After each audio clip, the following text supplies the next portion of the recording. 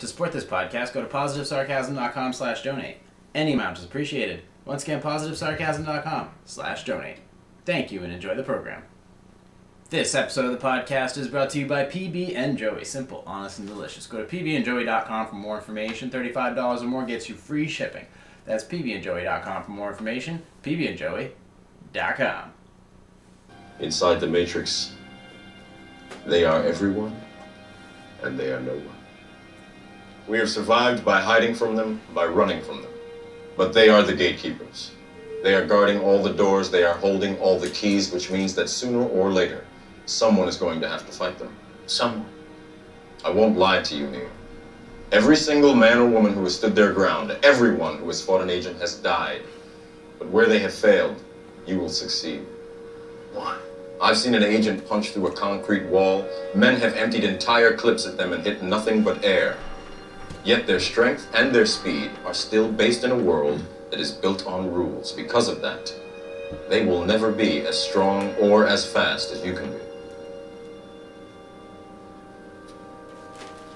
What are you trying to tell me? That I can dodge bullets? No, Neo. I'm trying to tell you that when you're ready, you won't have to. Streaming live from the Spare Parts Studios, Jay here, PositiveSarcasm.com, streaming live every Monday. Where the fuck have I been? Monday. Every Sunday for Leftovers. And, of course, streaming live, the standard podcast every Wednesday. I'm a little slow. Don't worry, it's not a bad thing. Nothing bad has happened. It's basically just because I went out and got some food last night. Oh my god, that's like an eclipse for me. He never spends his money. Cheap son of a bitch. Shout out to the North End of Boston once again.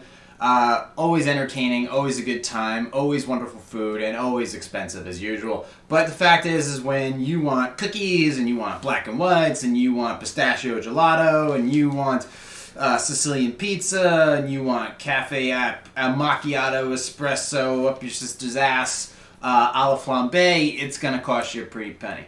But it's totally worth it. It was totally a great ride there. Great time. So I noticed that the line to Modern Pastries is now bigger than the line to Mike's Pastries. I don't know what happened.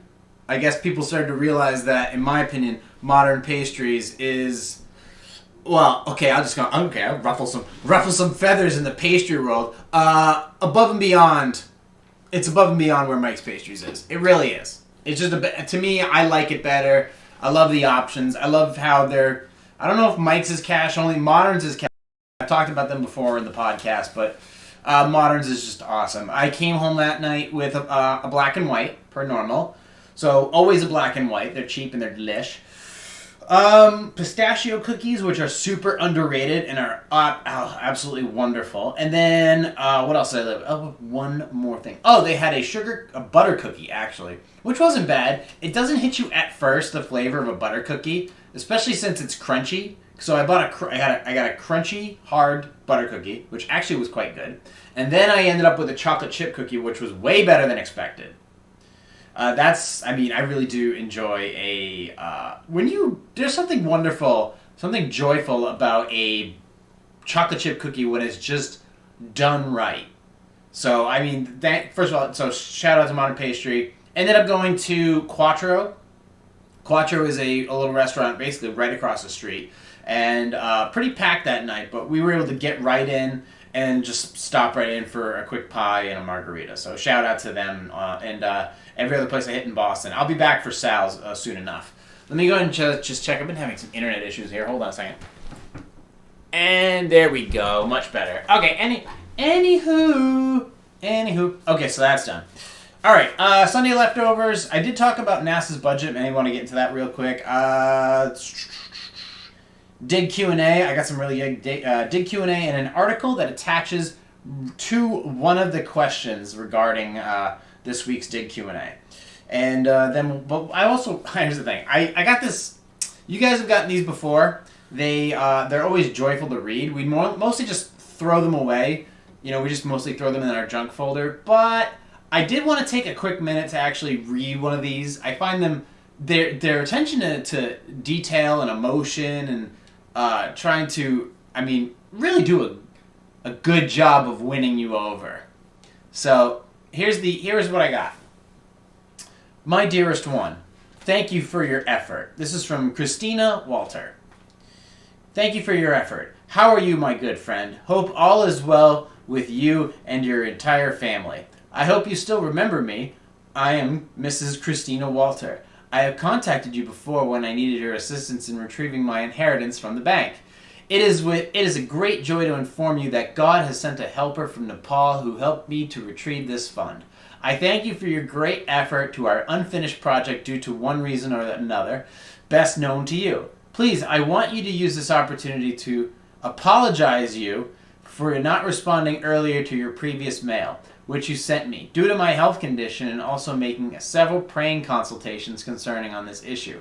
Please, due to your past effort, I'm reading this exactly how it is written. Due to your past effort, sincerity, courage, and trustworthiness you showed me during the course of the project, I have successfully transferred the fund out of my bank to my new partner's account in Nepal, who is capable of assisting me in this great venture.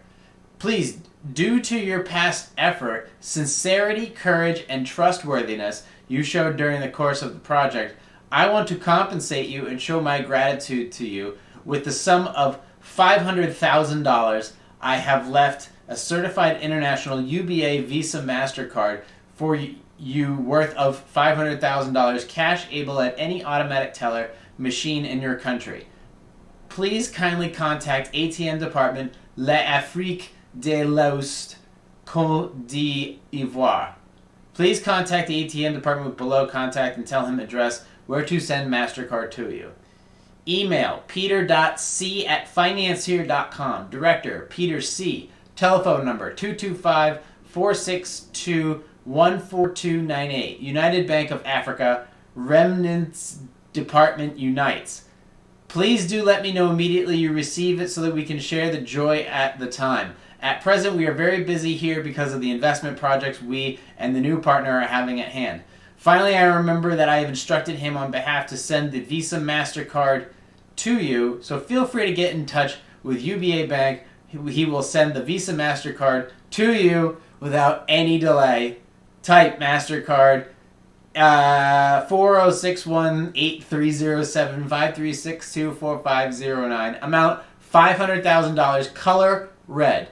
Tell the director to send you the total $500,000, which I have kept your compensation for using your personal data to secure the necessary approvals fund and your attempts to assist me on the project. Therefore, you should send him your telephone number, inclusive of your current information address where you want him to send the ATM MasterCard to you. I am rewarding you with a token because you deserve it for your past assistance, which I cannot forget. Please contact the director immediately to avoid your certificate international ATM MasterCard not to expire. Thanks and God bless, Mrs. Christina Warner. Bitch, I don't know who the fuck you are! This is insane. First of all, your grammar is garbage.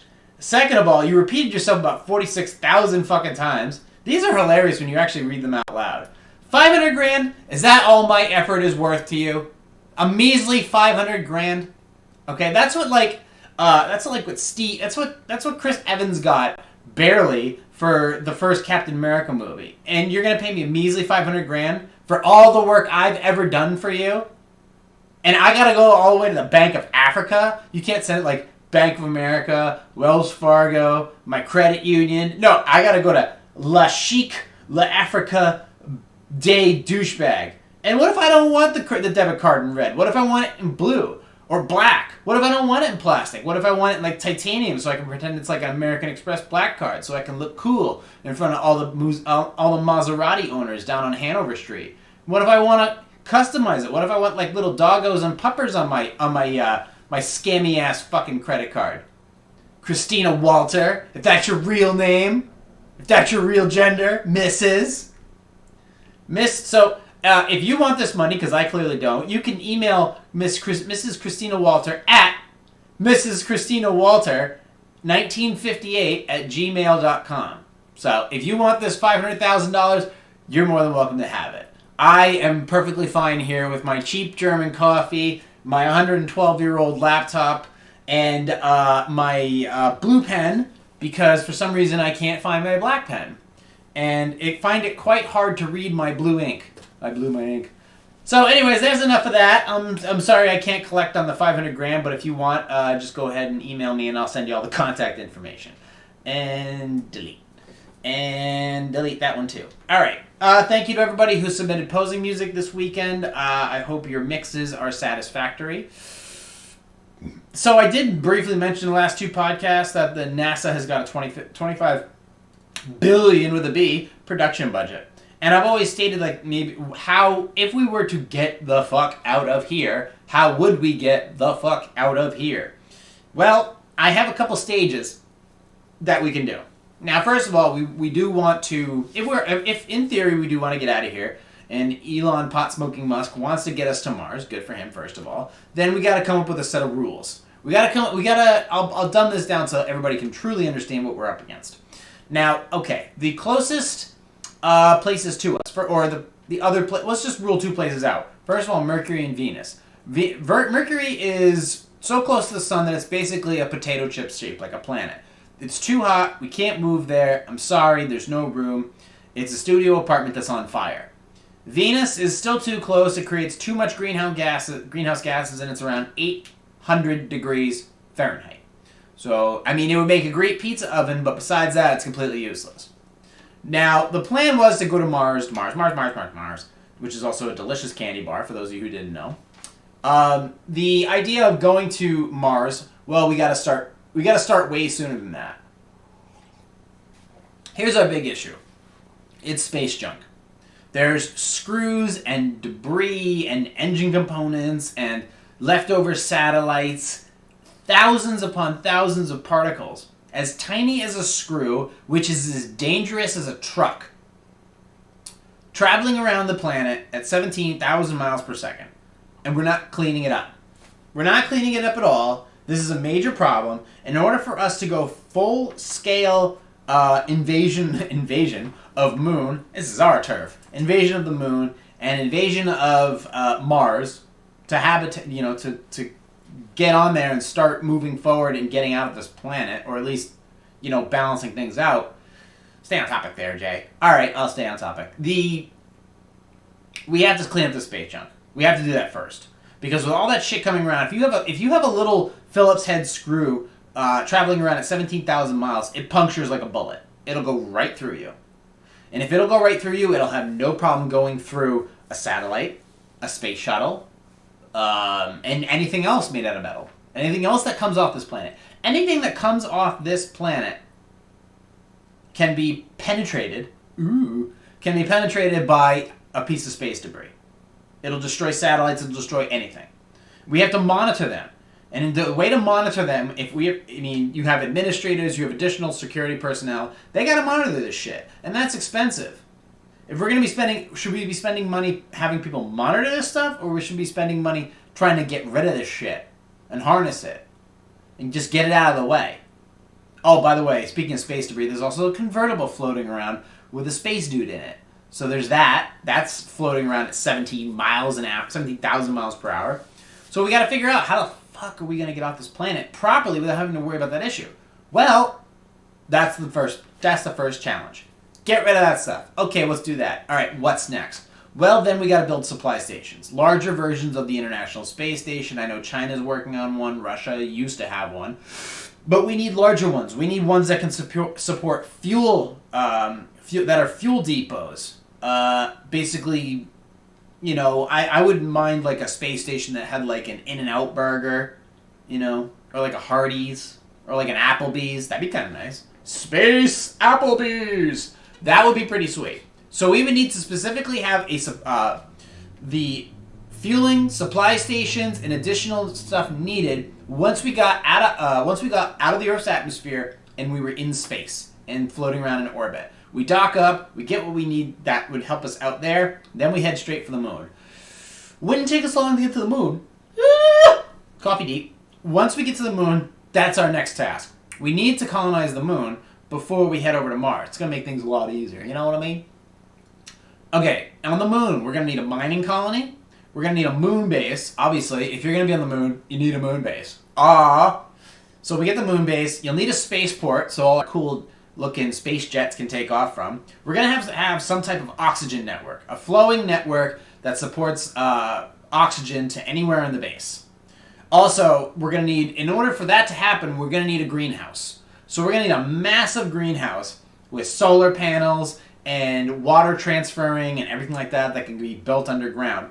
We do that, then we can supply the whole area with the proper, greenhouse. We got food, we got oxygen, we have an environment.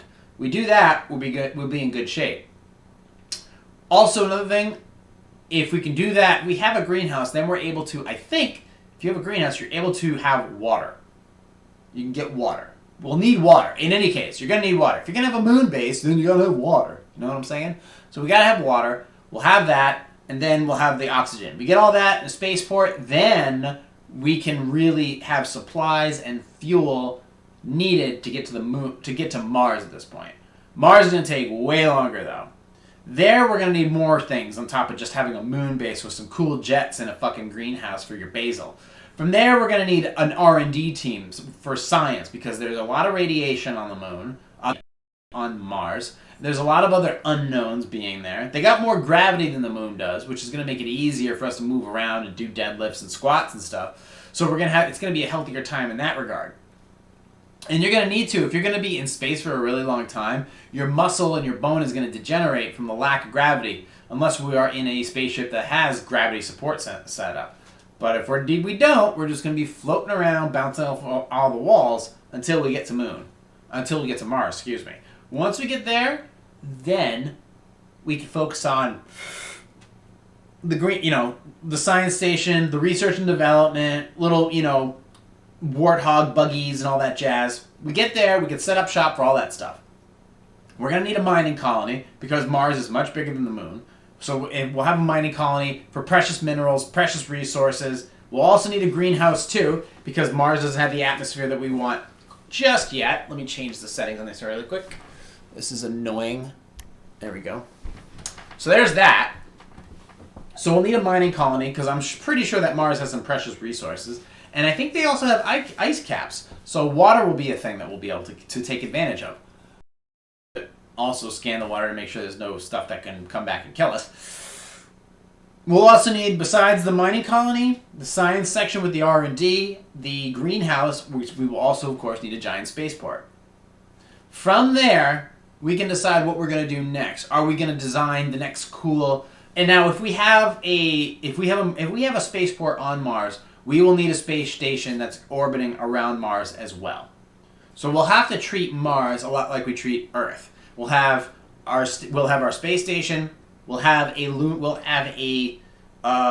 orbital station, and then we'll do the same thing on Mars. We'll have an orbital station there. We got 25 billion. Might as well. From there, I don't know where to go. We can't go, like I said, we can't go to Mercury, we can't go to Venus. We can't go to Jupiter because the gravity would crush us. They have a giant hurricane, which is constant, just goes around. You can look at it. Go look at Google images of Jupiter. It's impossible. You can't live there. It's a constant hurricane. Saturn, same thing. We can't live there. It also has giant rocks and shit rotating around its ring, so it's impossible to land there.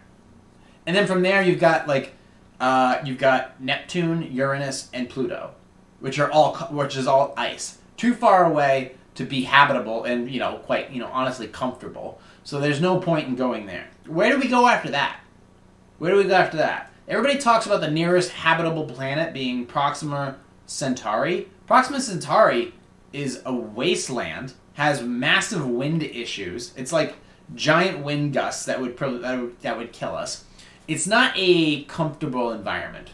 So I don't know if it's one worth aiming for. But at that point, Proxima Centauri is light years away.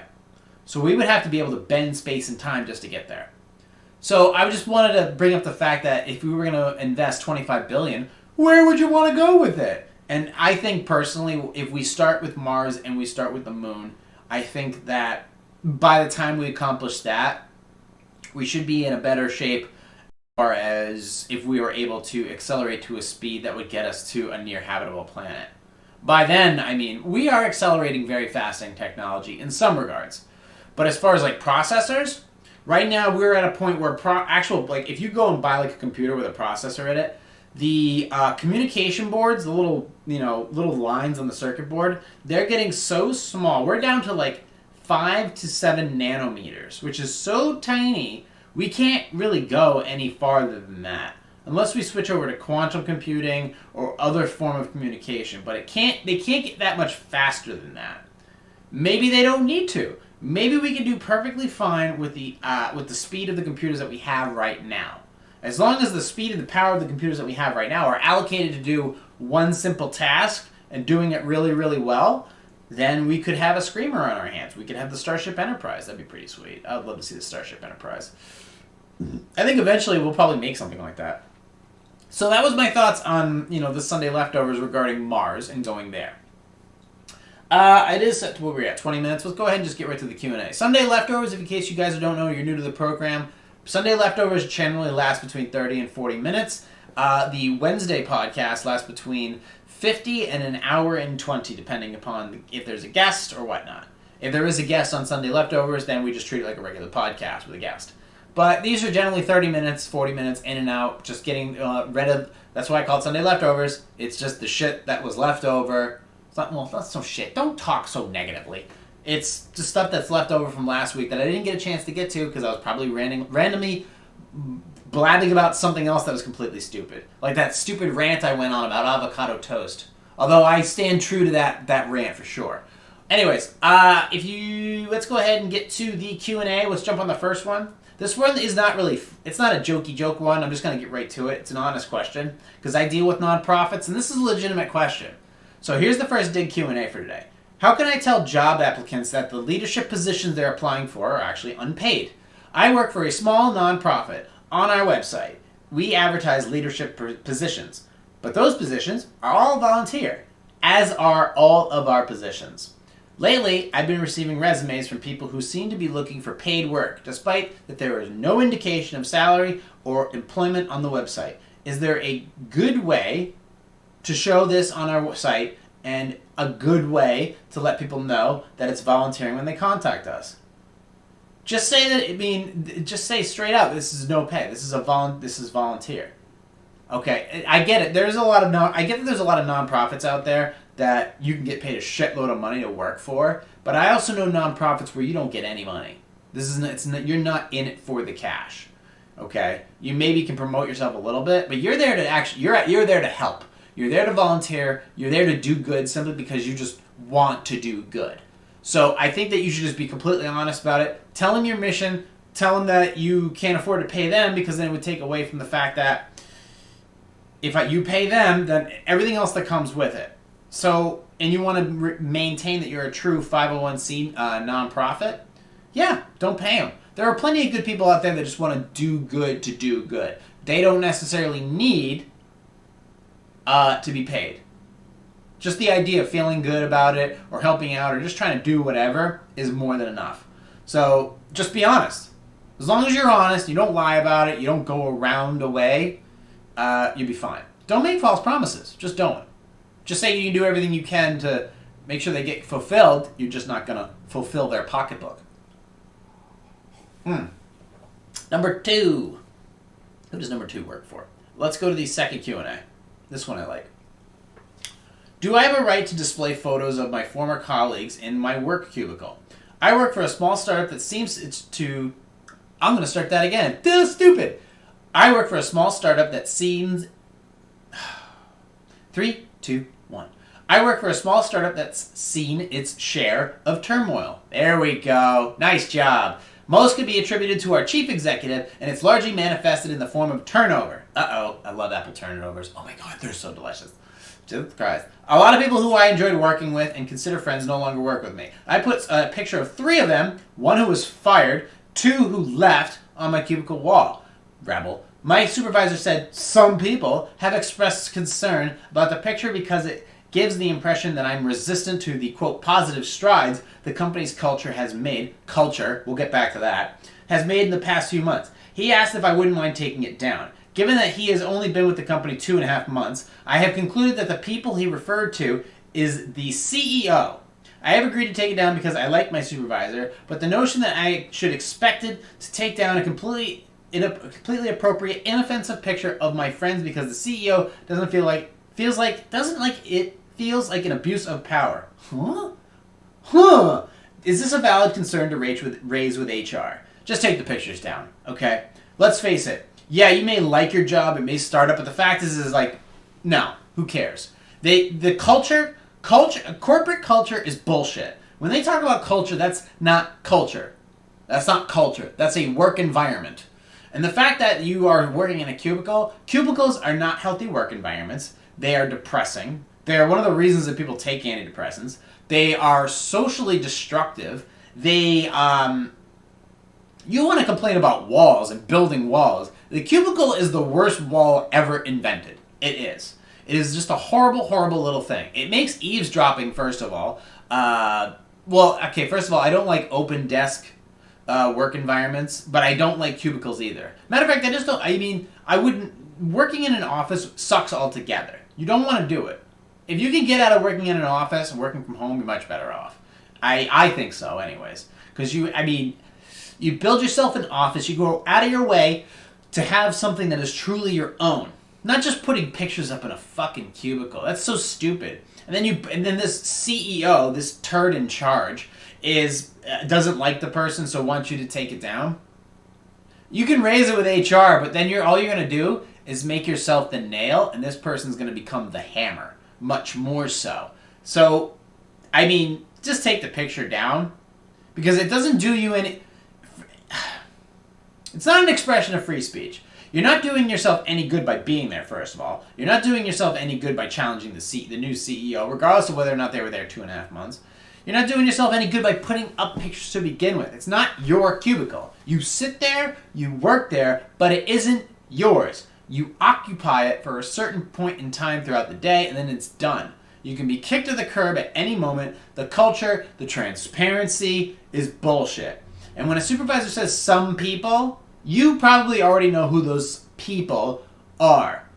And then giving the impression, and if you're resistant to positive strides, all corporate stuff is positive strides. It's all about lining, for the most part, it's all about lining that the supervisor or the manager or the director's pocket so that they can get their bonus. They don't care about ground floor employees. It's all bullshit. So all these words about some people, positive strides, culture, it's all bullshit. You won't win at it. It's a losing battle. And if you are going to work for a corporate company, I absolutely support working at home however you can. There's an article attached to this. I want to just run through a few key plot points on it. This is from ARS Technica. Kate Cox, shout out to Kate Cox, who wrote the article. Dozens of studies find remote workers happy and productive, so why not let them be? So that's her opening question. We finally live in the future. Okay, that's her. I hate the opening stupid remarks. Let's jump to it. Tens of millions of jobs at all points of income and skill spectrum are, of course, not suited to remote work. I get it. Doctors, dentists, healthcare workers, a lot of healthcare workers. But there's also a lot of healthcare workers. They'll always need to be hands-on or at least available. Or, portable. Teachers, they need to be in schools. Some teachers. There are online courses you can take. Construction workers, they kind of need to be hands-on. All right, I get what you're saying, lady. Judges need to be in court. Hospitality employees need to be in hotels. Yeah, I get it. Let's get to the point. Okay, roughly a quarter of us are already doing at least some work remotely. About 24% of workers employed full-time did some or all of their work at home. And we're not just talking like 30, 40, 50 grand a year remote workers. We're talking like 100 to 150 to 200 grand remote working from home. So it's achievable at any price point, and it should be supported and applauded at any price point. All right. So 24% of U.S. workers did some or all. Okay, that's one thing. Even though some workplaces became increasingly distributed around the nation and the world, though others are reversing course and doubling down on the corporate campus. Hate the corporate campus. So here we are at ARS, look toward the future. We find ourselves wondering employers and employees like benefit from getting some folks out of the cubicle, so what are so many businesses and managers afraid of? Well, first of all, if you are working from home, then you can work in a remote location. If you work in a remote location, you may not be in a city. Say it's a place that's based in a city. You're going to get all the, like, if you're hiring from people who are local, then you're only going to get that way of thinking. Obviously, there are people who live in a city think in the way of the city. People who live in the country think in the way of the country. So you're getting a similar mindset by not hiring remote workers. So by doing so, you're changing the dynamic of the, quote, culture that's in the office if you're hiring someone from, say, rural Kansas, as opposed to, like, in midtown San Francisco. You're getting a different mindset. You're getting different values, different traditions. And that maybe scares people because it can form possible conflict. And, you know, God knows we know these fucking corporate giants don't want conflict. They want uniformity. They want compliance. They don't want you to really stand out unless it's in the identity of the company. So remote working allows for people who do live outside the actual work environment to contribute.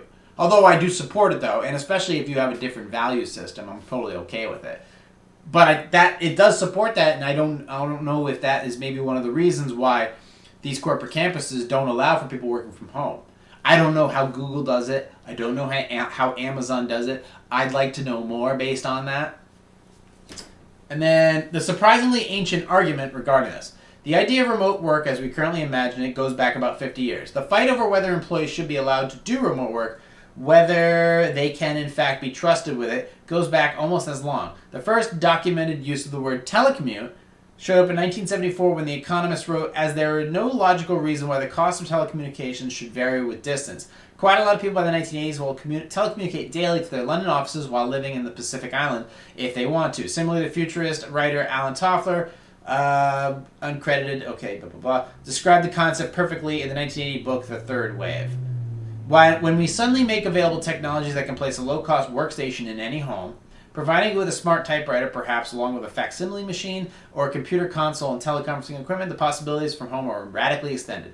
At this point, yeah, you should be able to establish, if you can prove that you can run a 90% accurate, 90% at the ready work environment, then yeah, you should be allowed to work from home. And if you think that these corporate offices are not susceptible to power outages and other issues, I got news for you. It's far more dangerous to be working in an office now than it is to be working from home. Work from home there's no office shootings at a work from home. You think there's outages as far as working from home? You disconnect from the office, you can't get hold of anybody via the internet? Guess what? Offices go down all the time. Their programs crash all the time. And bandwidth has gotten plenty fast, so the fact that you can run multiple programs that are server-based with no problems whatsoever and everything streamlines just fine. And if you're the only one on the network using your own bandwidth, then it's not going to be as taxing on the. And plus, if you have a bunch of people going to that campus, you need to lease out that campus, lease out that building, and all the information and the security that goes along with it. It's more efficient to have people work from home. It really is. I support it for the most part. Yeah, I absolutely support it. I do get that people don't want to come into the office so they can have that togetherness feel, that social environment. But I'm not a fan of the social environment, so I'd be perfectly. If you were to work from home and just not have to deal with that social environment that's there, which is not healthy for you, I agree with you on that. So, working remotely from home or out of any office, as long as you're getting your job done, I support you in doing it. Now, we're at 33 minutes. Let me do one more, and then we're done for today. Boyfriend gift the leftovers. This is okay. Do I have to be grateful when my boyfriend gives me old stuff I don't want as birthday and holiday gifts? My boyfriend has made a habit out of using birthdays and holidays as an opportunity to upgrade his lifestyle under the guise of generous gift giving. He recently gifted me his used laptop, which he did spend money on, getting it cleaned up for Christmas. Okay. After buying himself the latest upgraded laptop.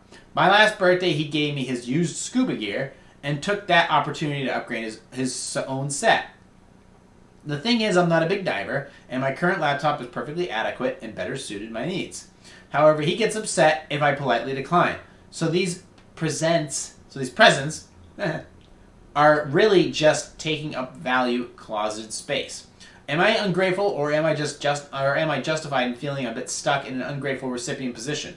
I'm also not being able to figure out why exactly this irks me and seems disingenuous to fake enthusiasm as I'm walking over gifts to the closet. Yeah, he's in the wrong on this one. It's one thing to give you a used computer. For example, used computers are perfectly great. You can do a lot with them. You can set them up in such a way that they have really some value. You can have a Netflix computer. You can have a work computer. You can have an internet computer. Great. But, who's am I yawning? He's giving it to you for Christmas? No, that's unacceptable. As a boyfriend, that's a flat out no. You don't do that as a boyfriend. You don't give somebody used equipment, unless it's like a fucking Chevy Corvette that's like pre-owned. Okay, that's one thing. Hey, honey, I bought you a used Honda Accord for your birthday because you wanted a commuter car, so I got you one. Okay, fine. The idea that he's giving this to you for Christmas? No. Used stuff should be out of just the generosity of your own heart. Your boyfriend should not be getting upset because he can't get rid of his leftover shit. So he's, as far as being in the wrong, yeah, he's completely in the wrong. He shouldn't be doing it. And I don't know, as far as his relationship, I don't know what else this taxes, what other issues this runs along with. But he shouldn't be giving you anything that's used, that used to belong to him, for a Christmas gift, and then buying his own new shit. Because that just gets him out of... All he's doing is trying to get out of spend money on you for the holidays. So, and trying to justify used equipment. Where, I mean, go and be a gentleman and buy something or build something or make something that is of some significant value. Instead of just giving away all your leftover old shit. You should just be giving that away to them out of the kindness of your heart because you know that you could use them. Not this, I mean, Christmas, used laptop, not buying it, bro. Not buying it. So your boyfriend here is in the wrong. And what was stated, self-centered and self-serving. Yeah, this person only wants to serve themselves. And the fact that they would give away a perfectly good used laptop tells me that this person is not resourceful, but very wasteful and very self-centered. Doesn't give a damn about anybody else but himself. So, yeah, I guess get your Tinder resume updated because it looks like you're going to be single real soon. So that is it. We are at 37 minutes. We are done for the day. That was a good little in and out. I guess it was good. You be the judge. And you want to go ahead and support this podcast, go to positivesarcasm.com/donate. Any amount is appreciated. If you want to support the platform but you don't have any cash, which is perfectly understandable, you can go ahead and open up the Cash app, or you can use the Robinhood app. Both are on my contact page at positivesarcasm.com. Click on the contact page, and there are two banners on the left-hand side. One is called the Robinhood app. Download the Robinhood app, attach your checking account. You'll get $5. You'll get a free stock, which you can sell or upgrade or trade, and I will get a free stock as well. So that's one way for you guys to support this website. I love the Robinhood app. I love the ease of use for it, and I hope you could too. So go ahead and check that out. Support the podcast. If you want looking for posing music, hit me up at positivesarcasm.com, or just type in the subject posing music. So there's that. You can check out the movie review section. You can check out the YouTube channels. Follow me on my YouTube channels, Positive Sarcasm and Positive Sarcasm Podcast. But until then, we are done for the day. You can find the podcast itself. Subscribe to it. Just go to your podcast thing and type it in. You can stream it directly from positivesarcasm.com. But until then, iTunes, Stitcher, Google Play Music, iHeartRadio, Spotify, TuneIn, Podcast Addict, and CastBox, and every other platform that accepts podcasts. Then that's it. I will talk to you all in a few days for the Standard Wednesday podcast. And then I think we'll have Johnny Monotone back in the studio to discuss some random shit. And I'll probably yell at him for about 45 minutes, which is perfectly fine. Until then, I will talk to you all in a few days. Thank you for listening, watching, subscribing. This has been a Positive Sarcasm presentation.